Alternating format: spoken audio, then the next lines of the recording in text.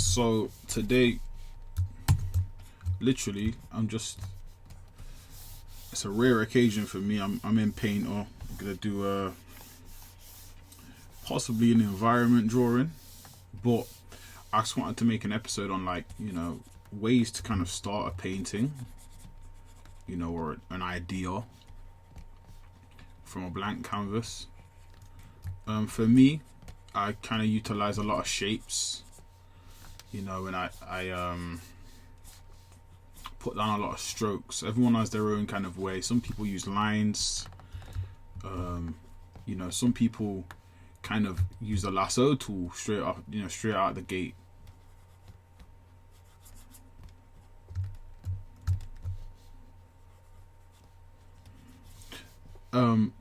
It's weird though, because I in my head just then, when I started this, I had this idea of having this environment that kind of like comes forward.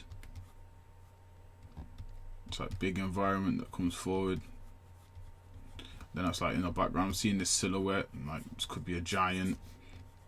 Drawing a lot of giants recently, so like maybe I'll leave that in the background as like a giant.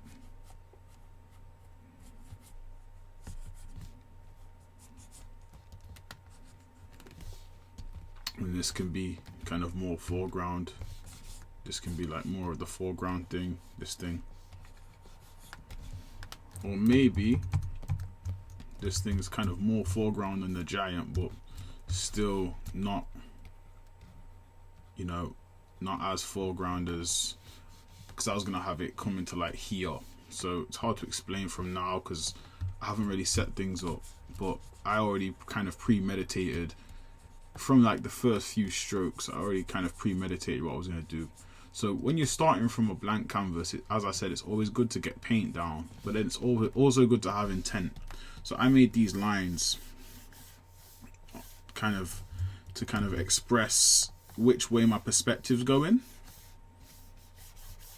to express kind of like where the direction of the image is supposed to be going, which is very similar to perspective. So I can kind of like push things back and forth in the perspective by utilizing these rules that I made up for myself. And then I can use value to define what is back and what is front.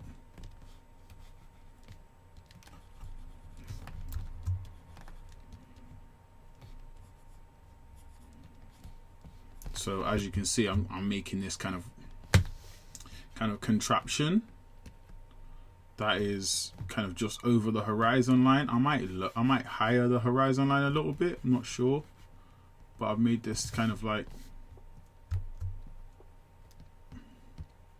this little base or something. Maybe it's a base, maybe it's some kind of layer for villains, or maybe it's just like a city or something.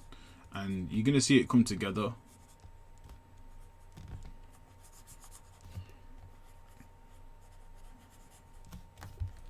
Maybe I'll just drop this down and we'll have like this mountainside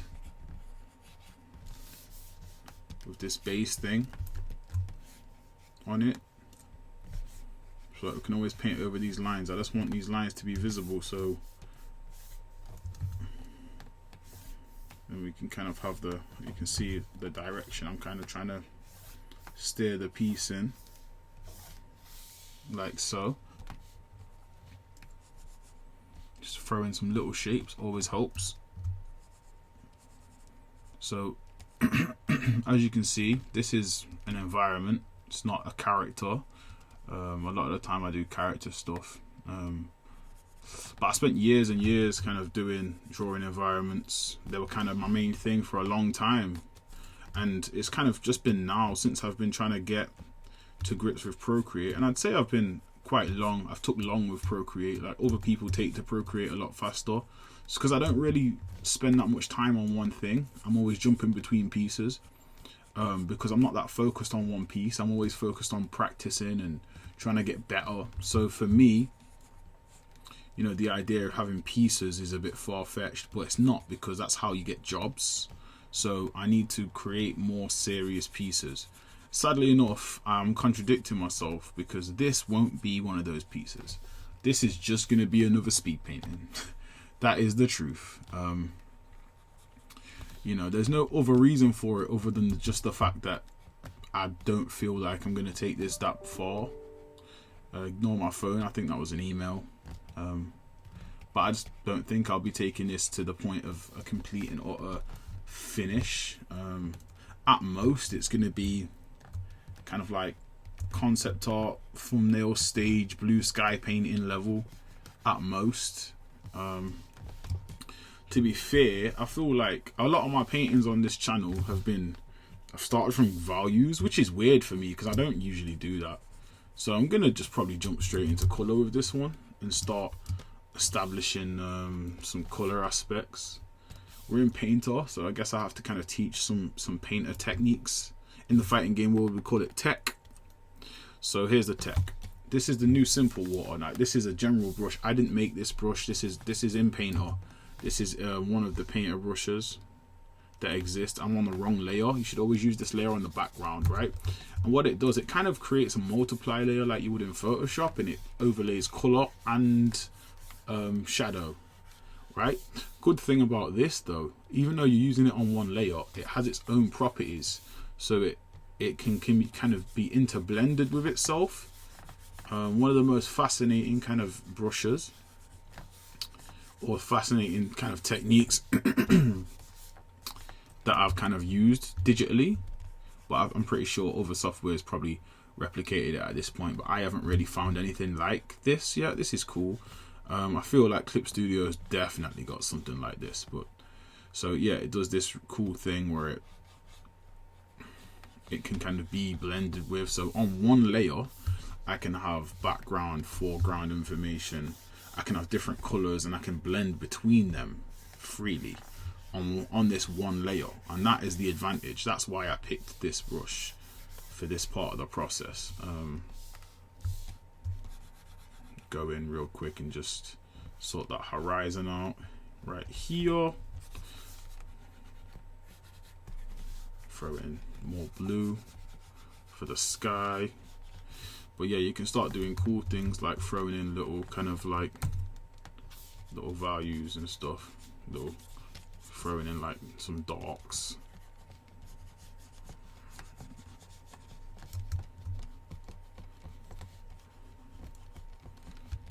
Maybe even just throw in some shapes that weren't painted originally. And it just helps the overall kind of like painting to kind of develop. Maybe I want some reds in there. Maybe I want some like red like houses or something to show that people like live here. Maybe it's not a villain's lair, maybe it's just a layer, maybe it's just a city like I said before.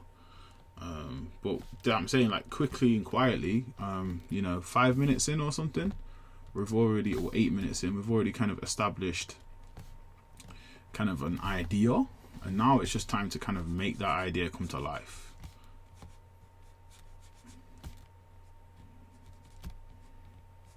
I always like to establish kind of holes in stuff because it kind of makes it feel a little bit more kind of like it's been kind of built up. It wasn't just naturally here. Whoever kind of made this thing and inhabits this thing kind of built this thing from the ground up, and over time it developed into what it is now. Make the whole kind of like a reddy brown.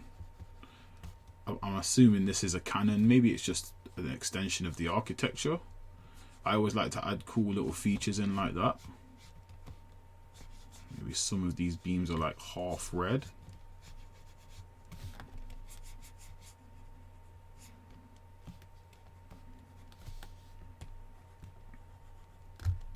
But I'm just adding these little red shapes. I'm not being too serious about what they are. I can always go back and paint into them and figure out exactly what it is I'm trying to get. For now, I'm just painting these little red shapes and throwing some little orange shapes too. Because half of the battle is impressionism. It's about kind of establishing an impression that you can, you can express and you can show.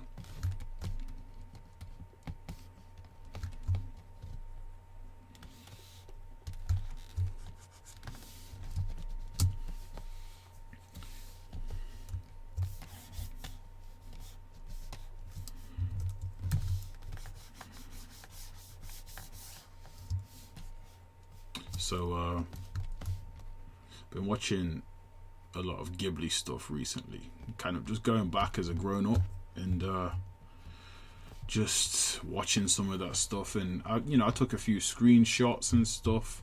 I haven't yet looked at the screenshots I've taken, but I want to kind of go back and not do some studies, but do some like inspired work, like some kind of like quite simple characters in like a very detailed watercolor painted world. And it's not just Ghibli that does this. There's plenty of animes and stuff that kind of create these lush environments. But I was just watching some Ghibli stuff and I got inspired and I was like, yeah man, that's pretty cool. Now, as I said, I'm still using the simple water to paint all of these little sections with. At some point I'm gonna dry this, because this is classified as wet paint. It doesn't say it anywhere, but this is classified as wet paint. You have to hit dry digital watercolor to get it to dry. Or if I pick a normal brush, it won't really be able to interface with the paint. It won't be able to paint over the paint because the paint's wet. I can't paint over it. So I have to dry it, and then I can paint over it with my normal brushes like this, right? So starting from a blank canvas, as I said, is half of the battle is quickly recognizing what it is that you have. So if you're throwing down strokes, quickly kind of being able to recognize what it is that you can see in the clouds, because it's kind of like having a bunch of clouds and trying to figure out what image you can see in the clouds. I spent a lot of time painting, like a lot. Like I've purposely, and I'm not saying I'm the only person, because there's millions of people on earth that have spent lots of time just painting, but I spent lots of time from imagination just coming up with ideas. Because I was always too stubborn to use reference, because it was always in my head too much work. Now it's not. Now as a grown-up, I want to use reference more often. I just end up not really doing it because I see all my projects as personal and not serious. But I'm going to start using more reference, because the better work is done when you're using reference, because you can access more of your own energy and less time, you put less energy into thinking about something that you don't have to think about. Human beings have, for thousands of years, maybe hundreds of thousands of years, built up civilization, built up culture, built up fashion, and we can utilize all of that stuff just by getting a reference image off Pinterest or out of a magazine or whatever. Why don't we just use it, and it will make our artwork better? So I'm going to start using more reference. One of my favorite artists, Zdig, he said he religiously goes on Pinterest every day and just looks for reference, and he can be on it all day. He says he'd rather be on Pinterest looking for reference than doing art, which I found to be quite strange, but I understood what he was talking about, because that's the part of the process that he likes, and that helps his work tremendously. If you see the guy's work, it's fantastic. He used to be more painterly, and then he kind of decided he wanted to kind of go in the direction of line work, which for me was a strange one, because I fell in love with the guy's painted work. So it's a bit weird, but it's not that bad. So as you can see so far, I haven't zoomed in. Go away, Mac Siri. Sometimes my Mac Siri be coming on because I pressed the wrong command keys. I've never ever used Mac Siri before. I find it to be extremely slow. So this giant, he's just in the background being a giant, but it's like, do I need him? Do I throw another mountain to make him into a mountain? Or a huge cloud or something? Or do I just leave him?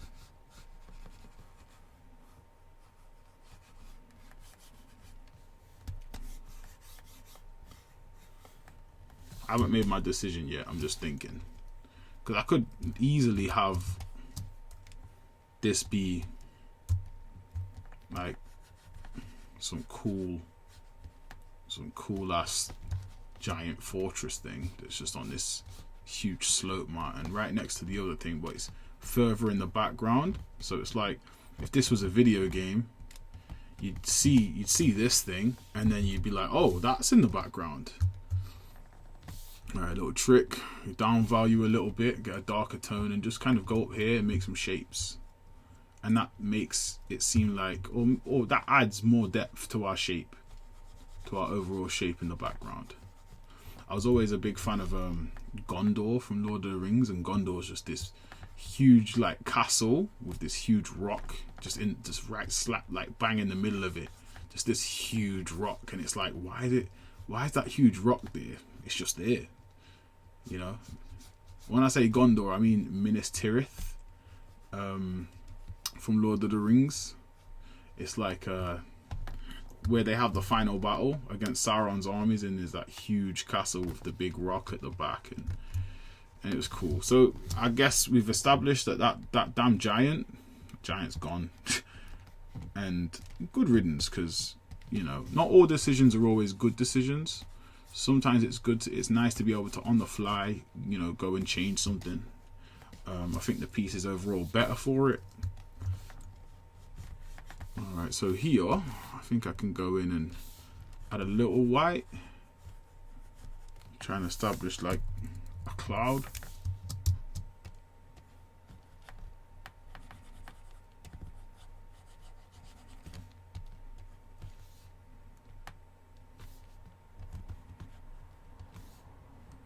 A bit more blue than green here for the sky. Here we go. Because I was mixing all these damn values.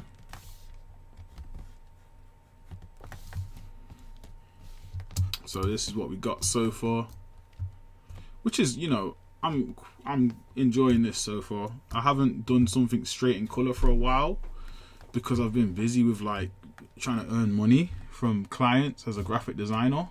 So I haven't really been doing that much painting. Everything I've been doing, well, I've been painting, but it's all been in Procreate. And I've really realized, like, the issue for me with Procreate isn't about the software or anything. It's about having to send like Apple devices. Like, oh, so when I used to put stuff on Instagram, I used to send all my stuff to Tumblr, and then from Tumblr I just copy the image and onto my phone, and I just post it, right? So iPads and iPhones, for some reason, they cannot download the high resolution image from Tumblr. It's so strange. My old iPad was the same. My old iPhone was the same. And my new iPad Pro, well, not my new iPad Pro, I've had it for just over a year at this point. But my iPad Pro I have now also can't download the full res images from Tumblr for some reason. Was every Samsung device I've ever had can. So the battle is how I need to find a new system in which to send my images to my Apple devices. And it's probably not that hard. It's probably something really simple, you know, but it's the fact that it is that extra effort that I have to take to go through the process. So I haven't really been posting on Instagram for the simple fact that it's more effort for me to send the images to myself. I could probably just email them to myself, but email them to myself one by one, it's just more effort. And when I say to myself, I mean to my phone, because I can just upload the images from the library on my iPad. But the iPad, it's more difficult to write captions. It's more difficult to fly around and copy and paste my hashtags. There's a lot of things that are just, for me, more effort. And I don't really want to take the effort a lot of the time, so I just decide I'm not going to post, which sounds stupid, but that's my reality right now. So that's where I've kind of, that's the issue I've been having with the iPad, is I have so much stuff I've drawn on it, but the process to get that stuff to Instagram is effort. More effort than I was used to, and it's become like a roadblock. But I'm just gonna at some point, I'm just gonna start doing it. I'm gonna figure it out, and we're gonna make it work.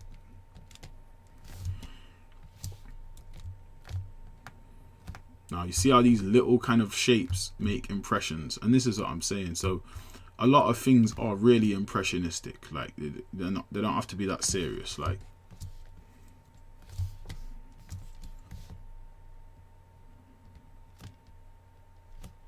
It's literally like little squares, little triangles, making up this kind of idea of what this thing is right here. Now here, I want to start kind of making these kind of more complicated like characters in my scenes, because for a long time I've been making scenes and I've had characters that are just super duper like just not crappy, but just not very complex. So what I mean is I'm just going to give this guy huge wings.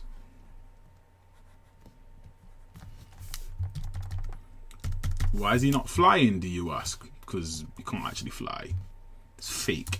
Fake wings. Because he's not a real man. You know? Nah, I'm kidding. I don't know. I figure, why not? I tried to use a gel layer, not knowing what a gel layer does. That was a bad idea. So I'm just going to use a multiply and change it to that kind of a really kind of high contrasty orange. There we go. And make some solid kind of color.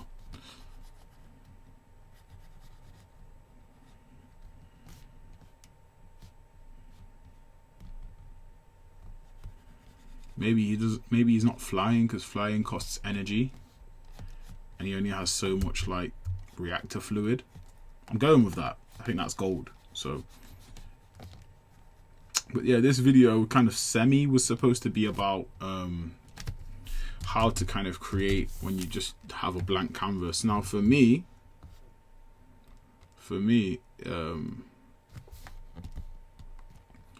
it really just comes down to just go in and try and find something, you know.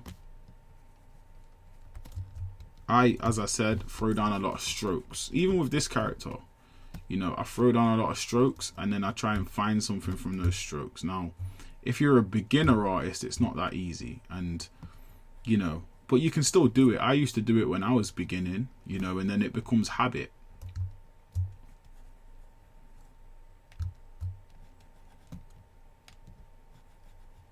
Just throw down some strokes and then just start refining stuff.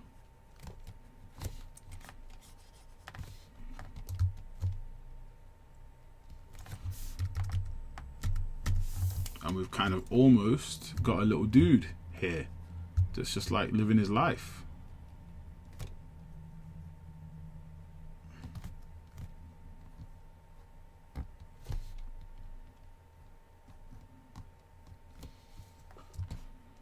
Then we can add, I always like to add a little contrast element. So maybe he's got a little reactor core and it's blue, and then maybe in his wings he's got like blue glow.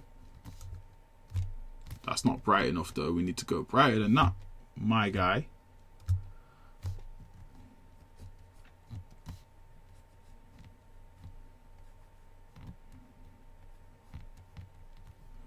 There it is. So that's what we got so far. We got a basic character and we got basic environment. Now, how long have I been painting? 24 minutes. Wow. Okay.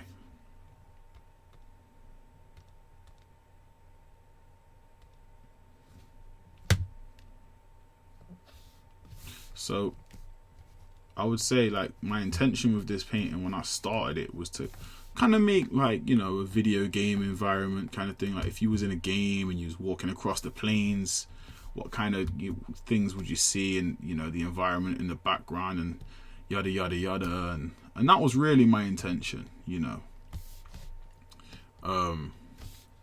You know, fantasy kind of game, kind of RPG-ish kind of thing. What would you see if you was just walking through the plains? And this is kind of sometimes the type of thing you would see, you know, especially in like Breath of the Wild, which is fantastic, by the way. Not fantastic because of the combat or anything like that, because that stuff's okay. It's fantastic because of the world building and because of the freedom that you feel. I've spent hours and hours on that game just exploring. And when I say Breath of the Wild, I mean Zelda Breath of the Wild. People, if you haven't played that game is special. That game decided to do the unthinkable and did it. Made a really, really nice sandbox. And there's been other games with really good sandboxes, but this game, I have to give it credit. It did its thing. As I said, you know, as a guy who loves combat, as a massive, you know, Kingdom Hearts fan and yada yada yada, combat wasn't the best ever. But the game itself, I've got to give it credit. So what I just did there was make like a little shuttle thing. But you got to realise that's sort of far in the distance. So it's just a lot bigger than it looks here. I might throw in some atmospherics to kind of express how far away certain things are.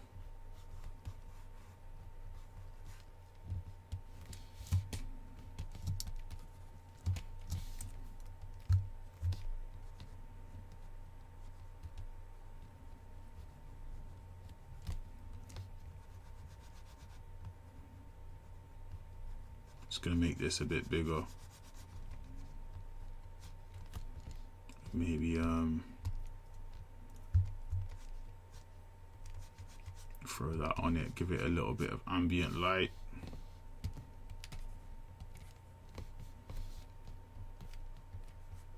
Separate kind of this from the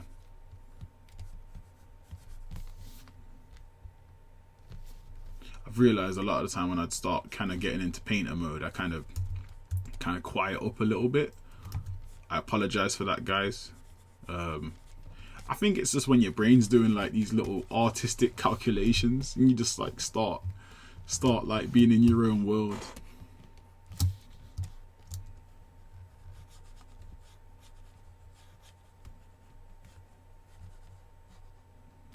Maybe this kind of goes off screen and it's like a whole nother thing that's not kind of visible here. This isn't I don't know if this is staying. I'm just thinking out loud, you know, because you can do stuff like that in Painter really quickly. You can do it in Photoshop, but it's not always the same because you can't blend and stuff. And that not being able to blend is massive. And I'm not saying Painter is better than Photoshop. I've said this plenty of times. I'm just saying like that being able to blend alters your whole kind of like mind state when you're doing this, when you're painting stuff. Like when you're going through the process of painting, your whole mind state is like, okay, I can blend, so I can kind of paint. I can do painterly stuff quite fast.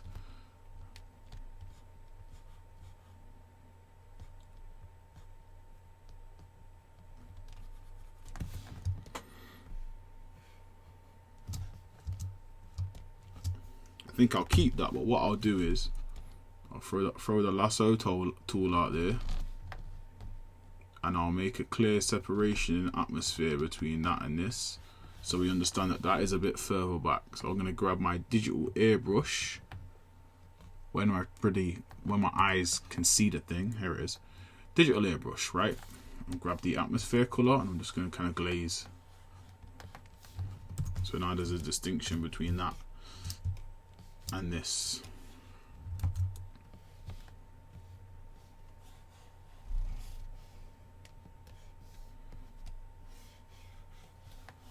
I'm just going to kind of glaze over the kind of image in general, just because these things are further in the background than a lot of the other things in the image.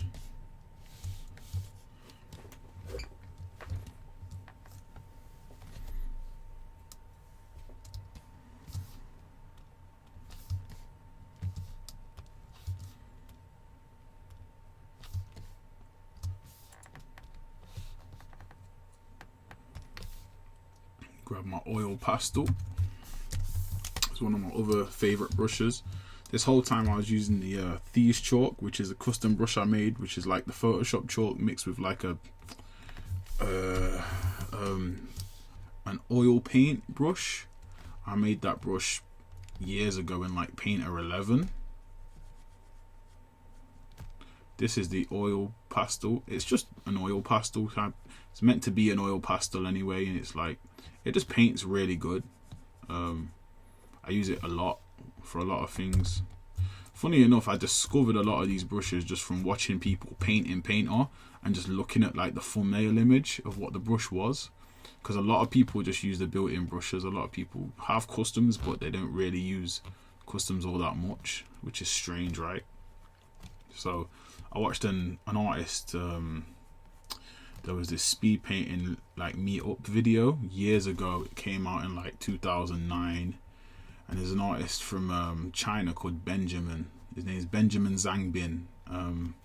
He makes these beautiful kind of like girl paintings, not always just girls, but he makes these beautiful paintings, and he uses really bold colors to describe what the subject matter is. So if it's a girl, he'll paint the whole thing in orange, and then he'll kind of like throw in these, so it like feels all the time like the whole image is bathed in light, right?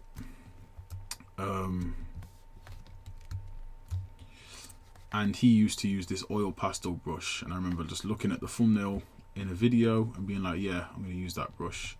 Going into Painter, finding it, and just kind of using them.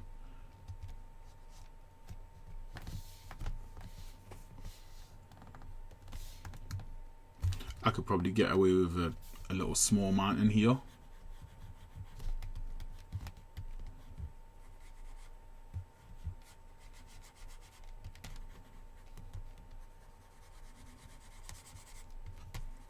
And what these things are doing, these elements, they're kind of pointing your eyes towards this thing, because this is kind of a focal point. It's like, what is this?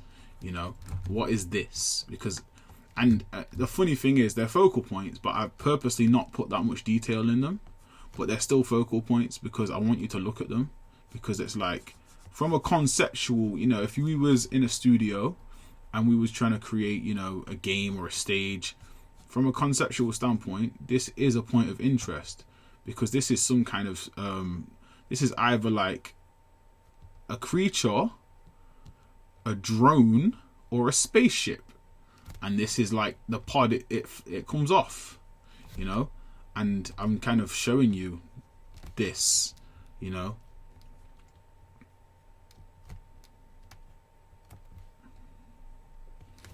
I'm just quickly going in and adding some more little details here and there, just kind of give our, you know, environment a little bit more life. But yeah, so no matter what this is, this place seemingly has its own drone, its own ship, or its own kind of like docking bay for flying machines, apparently, you know.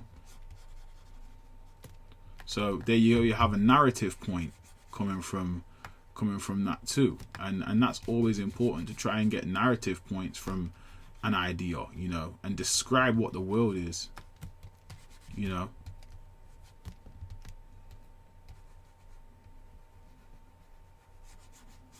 I was going to make it more squared, but I'm going to make it more kind of sharp again, so it points more towards what I want it to point at.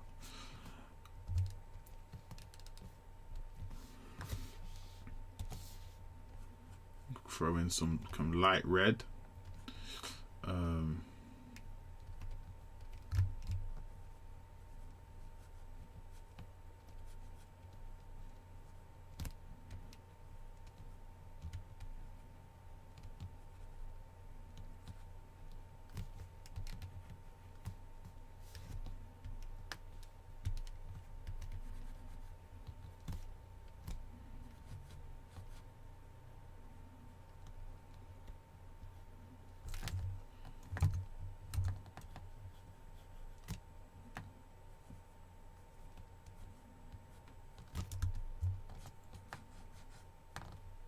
There it is. I've gone into quiet mode again. I just realized.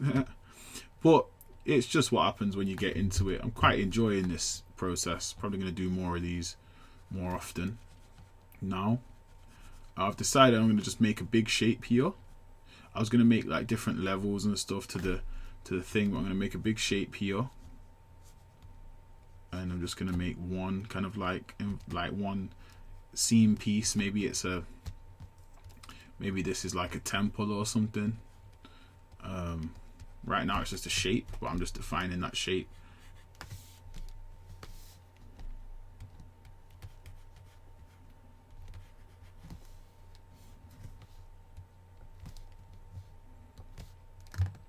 And I like to use colors I've already established in the canvas. So as you can see, I'm going to go in with some orange because I've already put orange in the piece. So the palette is still relatively limited. It's not a crazy color palette of 100 different colors. And all I have to do is indicate that shape. I don't have to go in too crazy. Now, as I said, bring the edge out a little bit more and cut that edge a little bit, and then here we go. So we've kind of created this compact environment. I can throw some shapes in the air, which shows that maybe there's some airships flying around.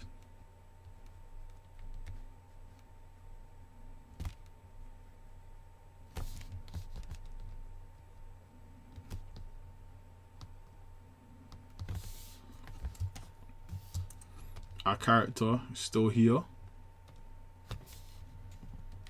Simple character, nothing too complex.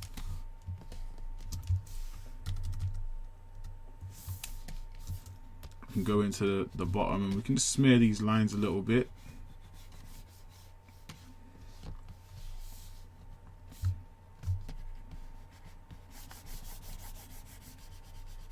Maybe there's some rocks here.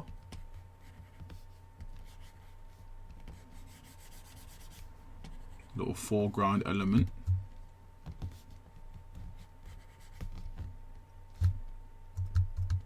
Rocks maybe with a little bit of grass, something, just a few little pieces here and there. So it's nice to just have little kind of things going on.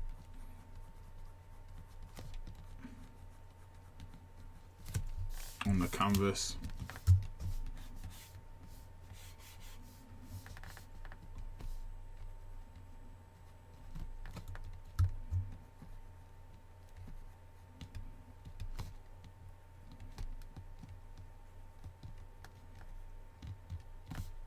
Just throw these little buildings everywhere. That's all they are, the indications of civilization, indications of people living here, Can have like roads going through this so that you can kind of navigate through. That it's not just some you'll fall down and die kind of hill mountain thing. You can walk up and down.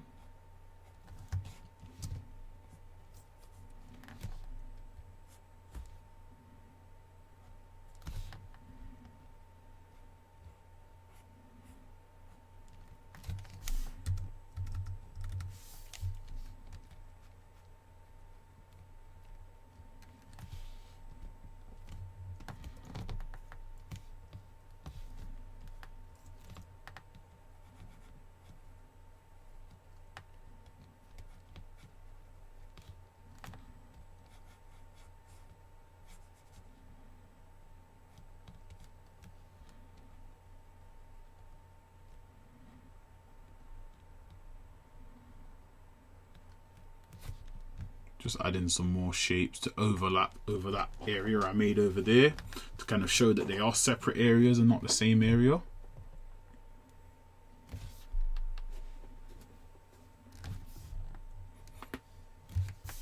I might add one more character, but at the same time I do like what we have. It's simple enough for me to kind of be happy with it.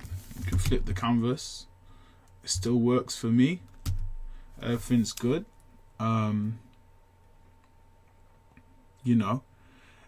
It's a successful image for me. It's not perfect. It's still, for me, it's still a first draft, but I do like it for what it is.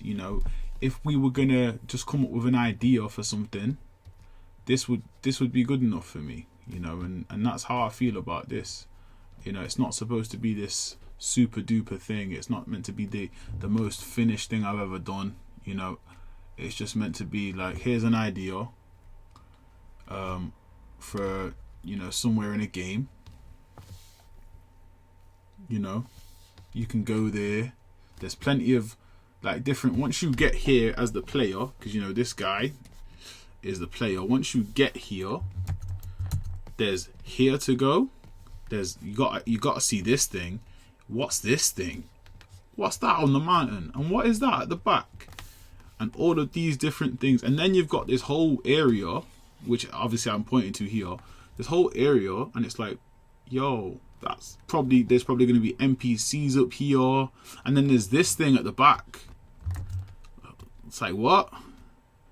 It's like, there's more. And that's, you know, I enjoyed the idea of creating that, because when you play a game, you like the idea, especially when you're playing like an open world game, you like the idea of being able to kind of go out into the world and explore and see what's there, and that is really what I tried to create here. You know, some kind of open world environment that has lots of things to explore. You know, literally something like this, you could keep painting forever. Like, you could keep painting all day. Like, I'm telling you.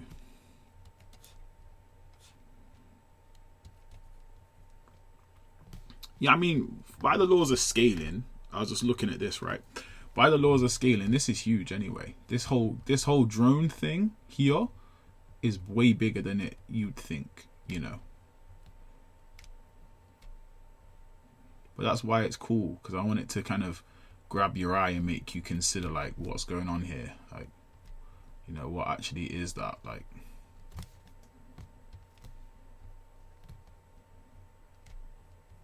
Maybe I'll just put, here we go, I'll just put orange at the front of it, and then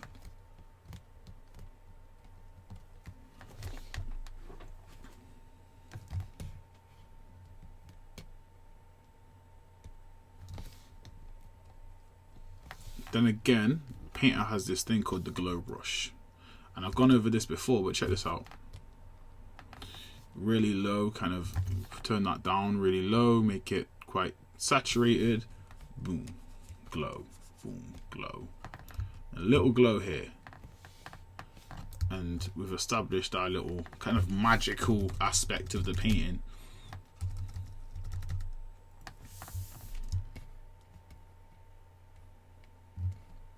Then maybe this guy have a little glow on his back, just a little one, just a little one.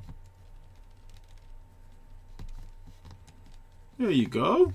Now you're the main character. But I think I'm done. I think I've enjoyed this. Very loose piece. I'm gonna just go in quickly and just kind of do a little bit of smudging and blending with the grainy water, which is a blender. It does this. It's really cool. One of the best friggin' digital blenders I've ever seen. I'm not going to do this to my whole piece, but there's things that I just want to blend out. There's not that many things, but there's a few things here and there that could get blended out.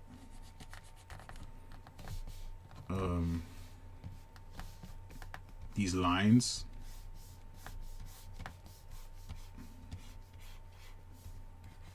Some of them can stay. Alright, and some of that stuff I got rid of. I'm just going to go back in with the oil pastel. I'm just going to paint some other stuff in, just in the stead of the stuff I destroyed. And we're going to call it a day, because, you know, I'm done with this now. But it was very enjoyable, and I want to do more stuff like this way more often. I don't do stuff like this enough anymore.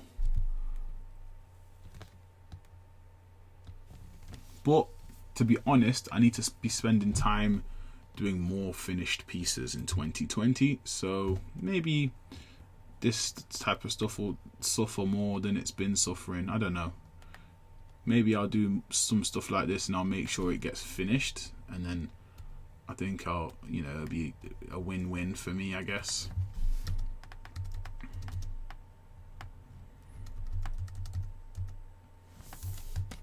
Now, one last thing I like to do in Painter, I like to go up to Effects, Tonal Control, and I like to go to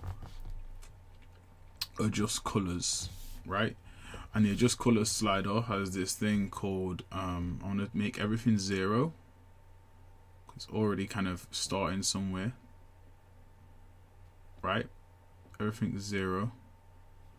Now value, if you go up or down, it gets strange, right? But you go down and it adds like, it bumps the kind of color depth up a little bit.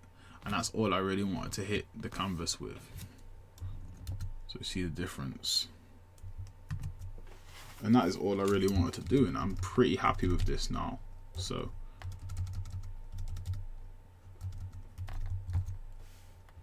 because before it was like, it was good, but it's quite washed out, right?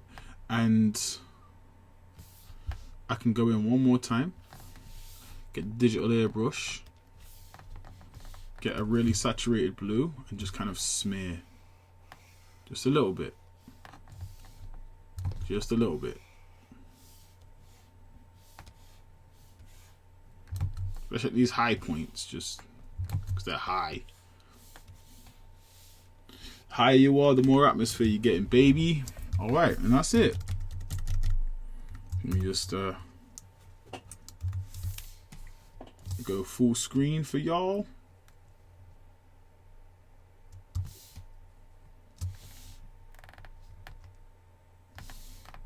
I don't even know how to go full screen in Painter. I really can't remember, but there we go. Let's press tab. It's always the ticket. So this is a, you know, a relatively kind of good look at what we ended up with. You know, as I said, still just a start of something. It's not really a final idea, but this is what we have so far. You know, if we were game devs or whatever, maybe for like one of the areas in the game, you know, one of the civilizations, you know, I want you guys to keep in mind though, everything that is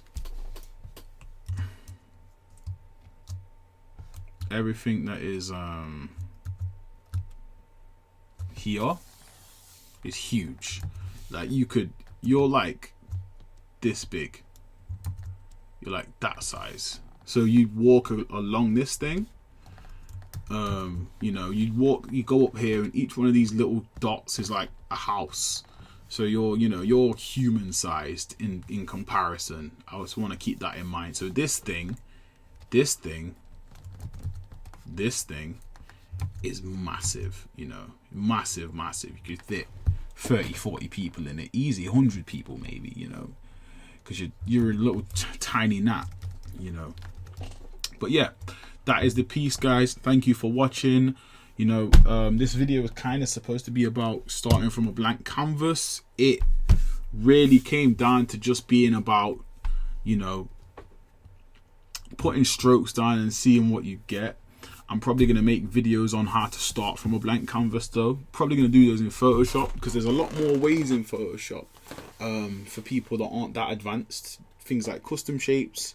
There's certain brushes you can use. You know, there's a few things. There's photo bashing, which is for me more effective in Photoshop than Painter. So there's a few things, you know. But yeah, that's the video, guys. Thank you for watching. I will see you guys in the next one. Peace.